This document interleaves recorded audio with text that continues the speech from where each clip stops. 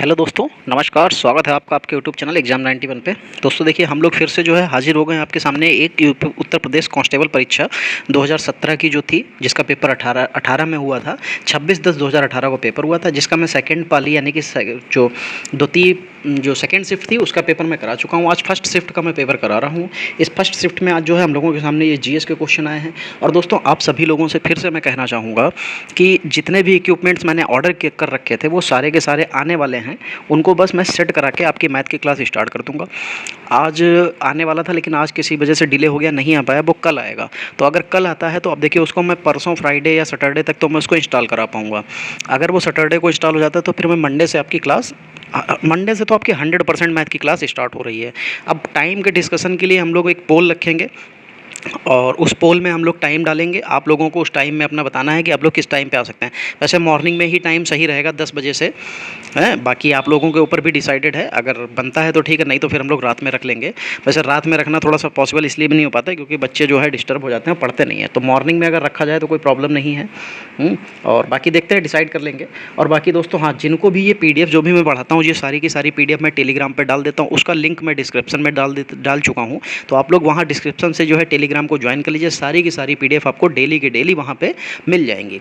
और वीडियो को लाइक और शेयर करना ना भूलें। साथ ही जितने भी नए लोग आते हैं चैनल को सब्सक्राइब जरूर कर लिया करें, बहुत ज़रूरी है। चलिए क्लास को स्टार्ट करते हैं। पहला क्वेश्चन क्या लिखा हुआ है? पहला क्वेश्चन लिखा हुआ है कि ने अधिग्रहित, एक सेकेंड, पेन का साइज थोड़ा सा बड़ा कर लिया जाए। ठीक।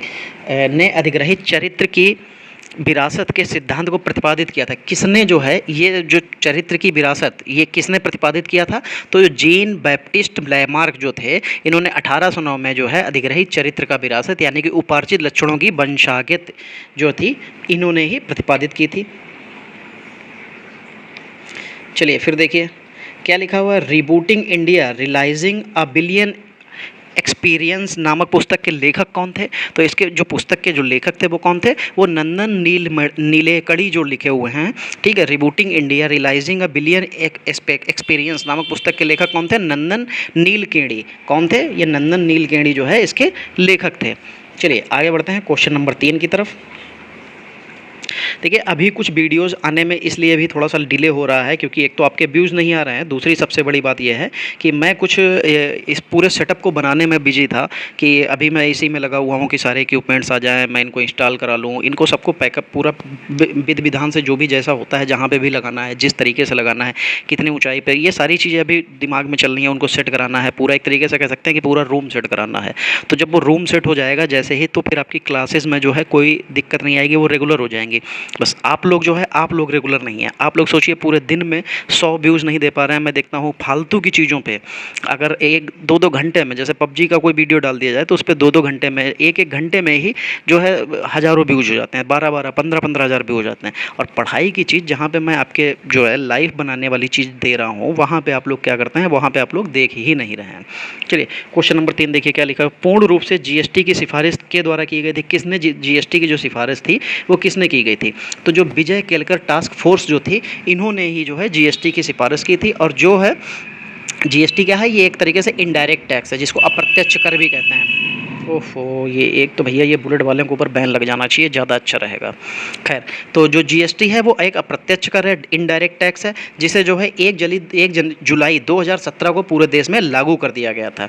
ठीक है, ये केंद्र और राज्य सरकार द्वारा लगाए जाने वाले 20 से अधिक अप्रत्यक्ष करों को प्रतिस्थापित कर देगा। ठीक है, तो ये विजय केलकर टास्क फोर्स जो था, उसी ने इसको जो है, मतलब कह सकते हैं कि सबसे पहली बार जो है सिफारिश की थी उसने।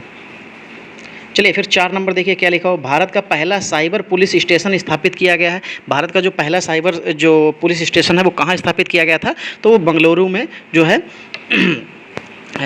2000 में स्थापित किया गया था। कब? 2000, सन 2000 में ये जो है स्थापित किया गया था। चलिए फिर 5 नंबर देखिए क्या लिखा हुआ है। 5 नंबर में लिखा हुआ है कि एशियाई खेल 2018 में महिला की 3000 बाधा प्रतियोगिता जो रेस हुई थी, उसमें कौन, सुधा सिंह जो थे उत्तर प्रदेश के किस जिले से संबंधित हैं? तो देखो, ये क्वेश्चन 2018 का है।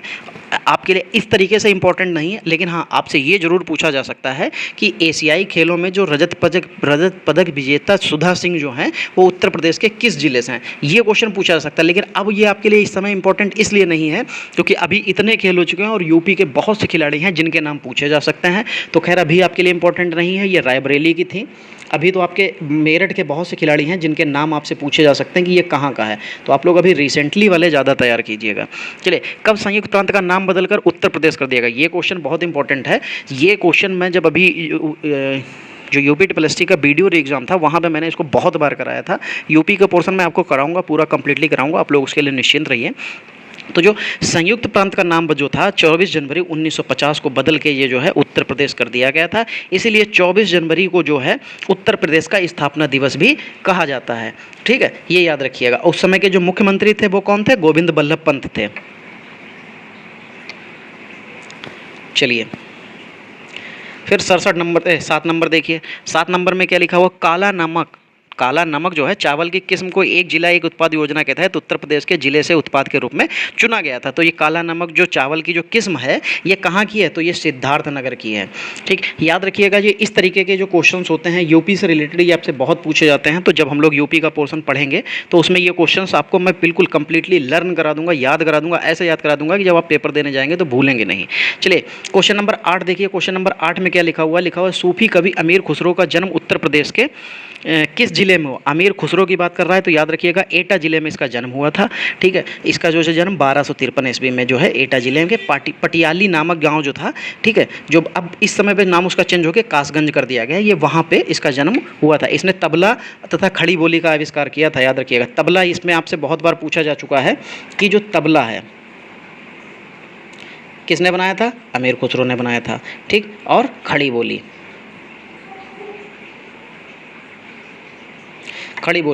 भी इसी की देन है। चलिए फिर देखिए क्या लिखा है, बहू बेगम का मकबरा उत्तर प्रदेश में कहाँ पर स्थित है, तो बहू बेगम का जो मकबरा है वो फैजाबाद में स्थित है। उत्तर प्रदेश देखिए, आप खुद देखिए, अभी तक चौथा 5वां क्वेश्चन था उत्तर प्रदेश का, तो उत्तर प्रदेश का जो पोर्शन आएगा आपके लिए बहुत इंपॉर्टेंट आएगा। तो आप लोग जो है उसको बिल्कुल भी लाइटली मत लीजिएगा, उसको भैया थोड़ा सा कोशिश ये कीजिएगा कि याद हो जाए आपको। चलिए क्वेश्चन नंबर 10 देखिए। क्वेश्चन नंबर 10 में क्या लिखा हुआ है, निम्नलिखित में से किस प्रसिद्ध भारतीय शास्त्रीय गायिका को उनके शिष्यों द्वारा प्यार से अप्पा जी बुलाया जाता है। किसको बुलाया जाता है, तो ये गिरिजा देवी हैं।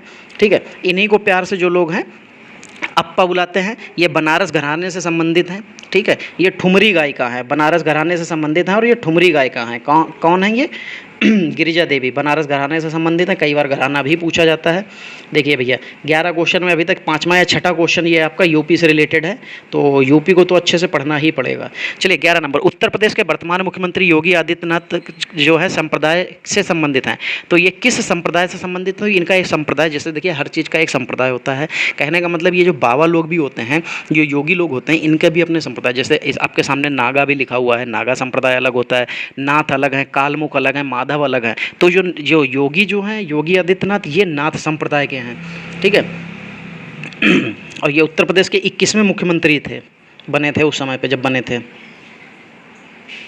2017 में।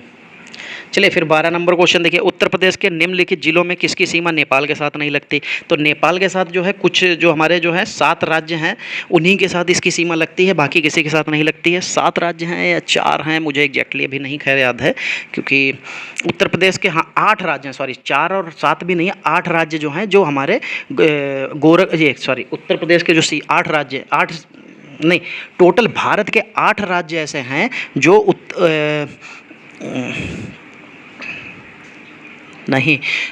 उत्तर प्रदेश, ठीक है, उत्तर प्रदेश के साथ 7 जिले ऐसे हैं जो हमारे इसके गोरखपुर से नेपाल से लगते हैं। बाकी उत्तर प्रदेश की सीमा की अगर बात करेंगे तो उत्तर प्रदेश की सीमा देखो हमारे 8 राज्यों से लगती है, एक केंद्र शासित प्रदेश से लगती है और एक अंतर्राष्ट्रीय से भी लगती है। कहाँ, वो नेपाल से लगती है। ठीक है, और इनमें से जो है ये महाराजगंज जो ऐसा दिखा हुआ है, ये महाराजगंज ही आपका नहीं लगता, बाकी गोरखपुर, बलिया, बस्ती ये आपके 3 के तीनों मिल जाएंगे। ठीक है, लखीमपुर भी लगता है। फिर देखिए, फिर 13 नंबर देखिए, 13 नंबर में क्या लिखा है, निम्नलिखित में से कौन से सिख गुरु ने 1699 में खालसा पंथ की स्थापना की थी। खालसा निष्ठावान समुदाय है जिसने विश्व के दृश्य प्रतीकों को पहनते हुए योद्धाओं की तरह प्रशिक्षित हुआ है। तो आपसे इतना बड़ा क्वेश्चन का कोई मतलब नहीं है, बस आपसे पूछा गया है कि खालसा पंथ की स्थापना किसने की थी, तो किसने की थी, श्री गुरु गोविंद सिंह ने की थी। बस आपको इतना ही पढ़ना आपके लिए जरूरी था और आपने यहाँ पे इस क्वेश्चन का आंसर आप इतने क्वेश्चन से भी दे सकते थे बस। चलिए 14 नंबर देखिए, वित्तीय वर्ष 2017-18 के दौरान भारतीय रिजर्व बैंक द्वारा लगभग 9 वर्षों में सोने की पहली खरीद में खरीदे गए सोने की मात्रा कितनी, 2017-18 का है, हमको कोई मतलब नहीं है। वैसे 8.46 मैट्रिक टन की गई थी, तो हमको 2018 के क्वेश्चन से कोई लेना देना नहीं है। चलिए फिर देखते हैं आगे, क्वेश्चन नंबर 15 देखिए क्या लिखा हुआ है। किस सिख गुरु ने सिख विवाह समारोह की शुरुआत आनंद कारज के नाम से की थी। किसने की थी, तो गुरु अमरदास जो थे इन्होंने ही इसकी जो है स्थापना की थी। फिर देखिए, सांख्यिकी और कार्यक्रम मंत्रालय कार्यान्वयन मंत्रालय द्वारा 2016-17, अब देखिए यहाँ पे 2016-17 की बात की गई क्योंकि ये उस समय के लिए तो करंट का क्वेश्चन था, तो इसलिए आपके लिए इंपॉर्टेंट नहीं है। ठीक है, तो ये इसका आंसर जो है वो आपका आंध्र प्रदेश हो जाएगा, बाकी आपके लिए कोई इंपॉर्टेंट नहीं है। फिर देखिए, फिर ये 16-17 के बाद 17-18 का क्वेश्चन आ गया, ये भी हमारे लिए इंपॉर्टेंट इसलिए नहीं है क्योंकि ये उस समय के करंट का क्वेश्चन था। इसका आंसर जो है चौथा दे रखा है, ठीक है, आंसर शीट में। बाकी मैं आपको बताऊँ कि ये करंट के क्वेश्चन है, इसलिए मैं आपको इनके बारे में कुछ भी नहीं बता रहा हूँ, वरना मैं आपको अब जब करंट पढ़ाऊंगा तो आपको सब कुछ बताऊंगा। चलिए, आप चैनल को फॉलो कीजिए, चैनल को सब्सक्राइब कीजिए। यहाँ पे मैं आपको करंट भी तैयार कराऊंगा, यूपी की करंट भी तैयार कराऊंगा, यूपी का पोर्शन भी तैयार कराऊंगा, आपकी जीएस, हिंदी, मैथ और रीजनिंग। मैं आपको इन चारों सब्जेक्ट में से ऐसा कोई सब्जेक्ट नहीं है जो आपको ना तैयार कराऊं और वहाँ पे जाके आपको लगे कि यार मेरा तो इसमें जो है सर ने नहीं पढ़ाया तो ये नहीं हो पाया। आपको कहीं से भी ऐसा कुछ नहीं लगेगा। कंप्यूटर भी मैं आपको पढ़ा डालूंगा। चलिए 18 नंबर देखिए, निम्न में कौन सा कथन सही है। अब देखो यहाँ पे सही की बात की जा रही है, तो 1975 में आपातकाल के समय गुलजारीलाल नंदा भारत के प्रधानमंत्री थे, नहीं। 1975 में तो ये थे भी नहीं, ठीक, उस समय तो शायद इंदिरा गांधी थी। 1975 के समय आपातकाल के समय इंदिरा गांधी भारत के प्रधानमंत्री थी, बिल्कुल। देखिए यहाँ पे ये बिल्कुल सही लिखा हुआ है, तो यही सही हो जाएगा। जब सही पूछा है तो हम बाकी ऑप्शन की तरफ जाएंगे ही नहीं, क्यों टाइम खराब करेंगे। चलिए फिर देखिए 19 नंबर में क्या लिखा हुआ है, निम्नलिखित में कौन सा सही मिलान है। अच्छा, सही मिलान की बात की जा रही, तो देखो 19 में संघ बनाने का अधिकार नहीं, ये नहीं होता है, ठीक। 19 में निवास की स्वतंत्रता होती है। फिर 19 लिखा हुआ है, इसमें लिखा हुआ है कि किसी पेशे को अभ्यास करने की स्वतंत्रता नहीं, इसमें सभा और सम्मेलन बनाने की स्वतंत्रता होती है। फिर लिखा हुआ अनुच्छेद ए में भाषण और अभिव्यक्ति की स्वतंत्रता, बिल्कुल ये बिल्कुल सही लिखा हुआ है। फिर 19 लिखा हुआ है, इसमें लिखा हुआ शांतिपूर्वक और हथियारों के बिना इकट्ठे होने का अधिकार नहीं। 19 में जो है उपजीविका आदि की स्वतंत्रता है, यानी कि आप अपने जीवन यापन को करने के लिए कमा सकते हैं, ये उसमें दिया गया है कि आप कमाने के लिए वर्क कर सकते हैं, ये सारी चीज़ें उसमें दी गई हैं। चलिए 20 नंबर देखिए, निम्न में कौन सा कथन गलत है। तो देखिए, राज्यपाल राष्ट्रपति द्वारा नियुक्त किया जाता है, बिल्कुल सही है। राष्ट्रपति के प्रसाद पर्यंत राज्यपाल का कार्यकाल रहता है, बिल्कुल सही है। राज्यपाल राष्ट्रपति को अपना त्यागपत्र सौंपता है, ये भी सही है। 30 वर्ष की आयु का व्यक्ति राज्यपाल बन सकता है, नहीं, ये भाई नहीं सही है। इसके लिए तो 35 वर्ष की उम्र लगती है आपको, ठीक है। चलिए फिर देखिए, भारत के केंद्रीय रेल मंत्री को की सलाह पर द्वारा नियुक्त किया जाता है। तो देखिए, जितने भी हमारे जो मंत्री परिषद में मंत्री बनाए जाते हैं वो सब प्रधानमंत्री की सलाह पर राष्ट्रपति के द्वारा उनकी नियुक्ति की जाती है। तो पहले में प्रधानमंत्री की सलाह पर, और नियुक्ति कौन करता है, राष्ट्रपति करता है। फिर 22 नंबर देखिए, 22 नंबर में लिखा हुआ है निम्नलिखित में कौन सा सही है। अच्छा, सही बताना है, तो जाकिर हुसैन भारत के पहले मुस्लिम राष्ट्रपति थे, बिल्कुल सही बात है। अच्छा, सही ही बताना है, तो ये तो भाई पहला सही हो गया। इनका जो कार्यकाल था वो 1967 से लेकर 1969 तक था, ठीक है। वैसे महीने की बात नहीं होती है, लेकिन इनका जो है कार्यकाल अगर पूछा जाता है जाकिर हुसैन का, तो इनका कार्यकाल 1967 से 69 तक था। दूसरी बार उसके बाद जो दूसरे प्रधानमंत्री थे हमारे जो मुसलमान, वो फखरुद्दीन अली अहमद थे, इनका कार्यकाल 1974 से 1977 तक रहा था। फिर उसके बाद में एपीजे अब्दुल कलाम राष्ट्रपति बने थे, ये 2002 से 2007 तक बने थे।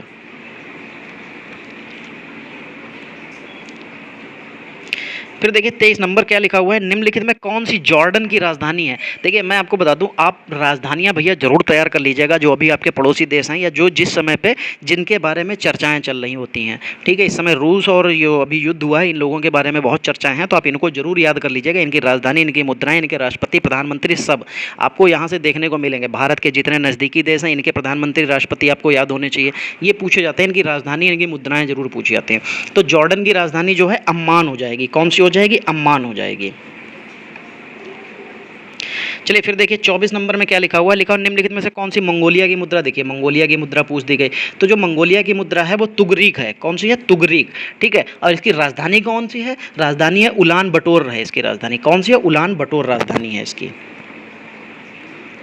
चलिए फिर देखिए एशिया में तीसरा सबसे अधिक आबादी वाला देश कौन सा है। तो सबसे नंबर 1 पे तो अब भारत हो गया है, दूसरे पे चाइना है और तीसरे पे इंडोनेशिया है। ठीक है,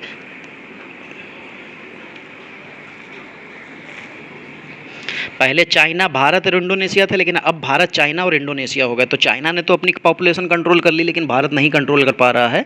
चलिए 26 नंबर देखिए क्या लिखा है, निम्नलिखित दक्षिणी अमेरिकी राष्ट्रों में से किसमें दक्षिणी अमेरिकी क्षेत्र का सबसे बड़ा वन क्षेत्र है। तो ये किस में हो जाएगा दोस्तों?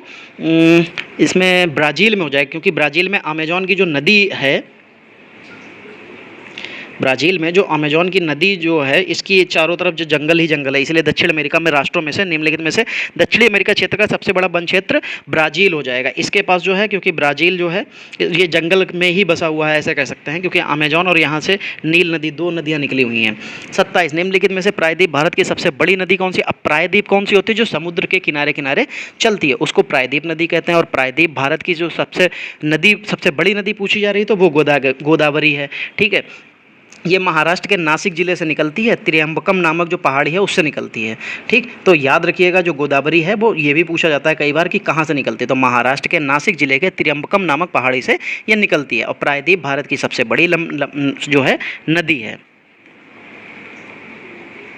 चलिए फिर लिखा हुआ है संयुक्त राष्ट्र द्वारा मानवाधिकार सार्वभौमिक घोषणा को चिन्हित करने के लिए हर वर्ष किस तिथि को अंतर्राष्ट्रीय मानवाधिकार दिवस मनाया जाता है। देखो भाई दिवस तो आपको याद होने चाहिए, मानवाधिकार दिवस 10 दिसंबर को होता है।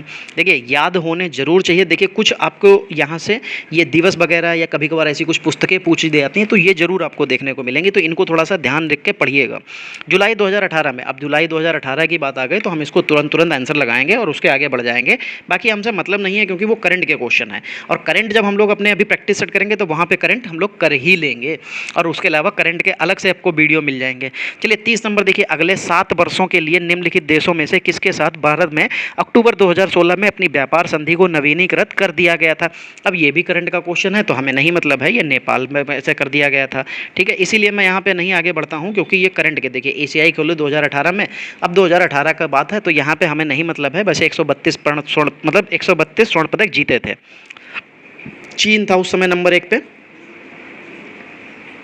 चलिए अंतर्राष्ट्रीय न्यायालय कहाँ पे स्थित है? द हेग जो है नीदरलैंड की राजधानी है। कहाँ पे? द हेग उसकी जो है नीदरलैंड की राजधानी है। द हेग में अंतर्राष्ट्रीय न्यायालय स्थित है। ठीक है, आपको दोनों चीज़ें पता होनी चाहिए कि अंतर्राष्ट्रीय न्यायालय कहाँ स्थित है। द हेग में, द हेग कहाँ है? नीदरलैंड में, नीदरलैंड की राजधानी है वो। ठीक है, इसकी स्थापना जो हुई थी वो 18 अप्रैल 1946 में हुई थी। ठीक है, इसका मुख्यालय द हेग में है, नीदरलैंड में स्थित है वो। नीदरलैंड की राजधानी जो है वो एम्स्टर्डम कही जाती है, लेकिन जब द हेग आता है तो द हेग जो है वो इनकी मुख्यालयों की राजधानी कह ली जाती है। ठीक है, इसके जो है 5 प्रमुख अंग होते हैं जो अंतर्राष्ट्रीय न्यायालय है, और इसके संघ के 5 प्रमुख अंग हैं।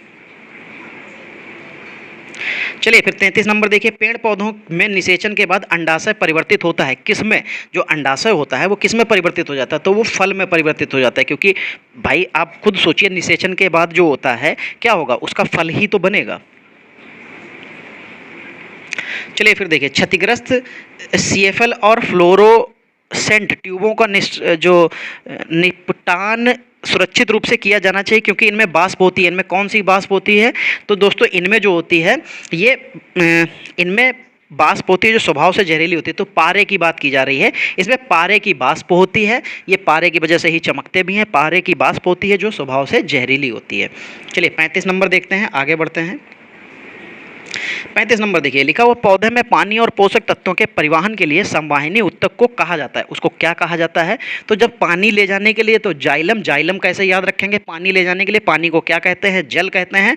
और जाइलम में जल निकलता है, जल जल एक तरीके से जा और ई ल जा, जो जल निकल रहा है तो जो फ्लोएम फलों के लिए होता है। ठीक है, तो जल जल जल ले जाने का काम किसका होता है? जाइलम का होता है। ठीक है, तो यहाँ पे आपका आंसर जाइलम हो जाएगा। चलिए फिर 36 नंबर देखिए क्या लिखा हुआ है, निम्नलिखित विकल्पों में से पुनरुत्पादक बीज उत्पादक पौधे का नाम लिखिए। तो जो पुनरुत्पादक बीज उत्पादक पौधे का जो नाम होता है वो होता है आलू, क्योंकि आलू क्या होता है, आप इसको रखिए घर में, आपने देखा होगा एक समय के बाद आलू में कुछ कुछ पौधे जैसे निकलने लगते हैं। ठीक है, चलिए 37 नंबर देखिए, उसको थोड़ी सी सीलन वगैरह, पानी वगैरह और धूप मिल जाए तो वो क्या होता है? जमने लगता है। चलिए 37 नंबर देखिए, लिखा हुआ है किसी भी प्रकृति कच्चे माल, पौधे या जानवर के बिना बनाया गया एक मानव निर्मित फाइबर, यह कोयले, पानी और हवा से तैयार किया गया है। यह पहला पूर्ण सिंथेटिक फाइबर था। यह कौन था? तो नायलॉन बनाया गया था, सबसे पहला फाइबर जो था वो नायलॉन था। अब देखिए विश्व हिंदी दिवस की बात की जा रही है, तो देखिए भाई दिवस आ गए हैं, आपको याद भी होने चाहिए, बहुत अच्छे से याद होने चाहिए, क्योंकि देखिए ये जो जितने भी ये इस तरीके के दिवस होते हैं, क्योंकि अब तो ये दिवस, ये इनके ऊपर थीम आती है, अब तो थीम पूछी जाती है दिवस की जगह पे, अब इनकी थीम पूछी जाती है। तो 10 जनवरी जो होती है विश्व हिंदी दिवस होता है। ठीक है, और ऐसे तो अब इस समय पे इनके दिवस जो है सम्मेलन होते हैं, हिंदी दिवस के जो सम्मेलन होते हैं, अब उनके सम्मेलन के बारे में पूछा जाता है, फिर उनकी थीम पूछी जाती है, कहाँ मनाया गया था ये पूछी जाती है। ठीक है, तो अब ये करंट में शामिल कर दिए जाते हैं क्वेश्चन, अब आपसे थोड़े से दिवस में चेंज कर दिया गया है, इनके सम्मेलन पूछे जाएंगे, साथ में आपको सम्मेलन के साथ साथ में आपको इनके कहाँ हुआ था ये पूछा जाएगा, अगला कहाँ होगा ये पूछा जाएगा, इनकी थीम क्या होती है, इतने क्वेश्चन यहाँ से बन जाते हैं। तो दोस्तों देखिए यहाँ के आज जो क्वेश्चन थे वो 38 क्वेश्चन हमारे कंप्लीट हो गए। आप यहाँ पे हमको बताएंगे कि आपके 38 क्वेश्चन में से कितने यहाँ पे बने, आप लोग यहाँ पे ये कमेंट में बताएंगे। ठीक है, बाकी आपको अगर ये सेशन अच्छा लगा है तो वीडियो को लाइक और शेयर जरूर कर दीजिएगा। बाकी जितने भी नए लोग वीडियो को देख रहे हैं चैनल को सब्सक्राइब जरूर कर लीजिए। डेली अभी तो हम लोग प्रीवियस ईयर कर रहे हैं, साथ ही हम आपको ये है डेली के डेली आपको जीएस और हिंदी आपका जितना भी प्रीवियस ईयर का जितना भी आज तक यूपीपी में जितने भी क्वेश्चन बने हैं, ये भी जो 1000-2000 क्वेश्चन जितने भी हैं आपके सारे के सारे मैं आपको एक बार में कंप्लीट कराऊंगा। ठीक है, बस आप लोगों का साथ चाहिए। मैथ के लिए मैंने सारे इक्विपमेंट तैयार कर लिए हैं, बस उनको इंस्टॉलेशन की ज़रूरत है। जैसे ही इंस्टॉल हो जाते हैं मैं आपको मैथ के लिए पूरा एक जो है एक पूरा लाइव क्लास किया करूंगा। और संडे को जो टेस्ट होगा, जो संडे को टेस्ट होगा तो वो कैसे होगा भाई, जितने भी लोग यूपीपी की तैयारी करेंगे वो सभी लोग टेलीग्राम ज्वाइन कर लेंगे। संडे को मैं शाम को जो है उसको डाल दिया करूंगा। ठीक है, शाम को मैं उसको ग्रुप पे डाल दूंगा पीडीएफ, आप लोग उसको रात भर लगाइए, दिन में लगाइए। जैसे ही मैं दोपहर को संडे को लाइव क्लास करूंगा, उस लाइव क्लास का काम ही इतना होगा कि जो आपने वहाँ पे काम किया है, जो पीडीएफ सेट से आपसे मिला था उसको आपने सॉल्व किया है, उसको सॉल्व करने पे आपके कितने नंबर बने, एक सप्ताह हम लोग पढ़ेंगे, उसके 7वें दिन हम लोग उसका जज करेंगे। दूसरी एक सबसे बड़ी बात, क्योंकि इस बार आपका जो है जो पेपर होना है वो होना है किस मेथड पे होना है, वो हाइब्रिड मेथड पे होना है। और हाइब्रिड मेथड पे जब होगा तो उसके लिए भैया आपको स्क्रीन पे पेपर मिलेगा और सॉल्व कहाँ करना है, वो आपको सॉल्व करना है ओएमआर पे। तो इसलिए आपको प्रैक्टिस सेट ऐसे ही दिए जाएंगे जैसे मैंने आपको बताए हैं। तो आप लोग कोशिश ये कीजिएगा कि पूरा का पूरा जो प्रैक्टिस सेट हो वो मैं आपको पीडीएफ के तौर पे दे दूं, आप उसको पीडीएफ मोबाइल पे ही खोल के रखें या लैपटॉप पे खोल के रखें, उसको सॉल्व करें, अपने पेपर पे लिखें। अगले दिन मैं उसके मैच कराऊंगा कितने सही हुए कितने नहीं, ये उसके ऊपर हम लोग चर्चा करेंगे और कौन सा क्वेश्चन नहीं लगा वो हम लोग सॉल्व कराएंगे। चलिए दोस्तों, आज की क्लास को हम लोग यहीं पर समाप्त करते हैं, मिलते हैं अगली क्लास में, तब तक के लिए जय हिंद दोस्तों।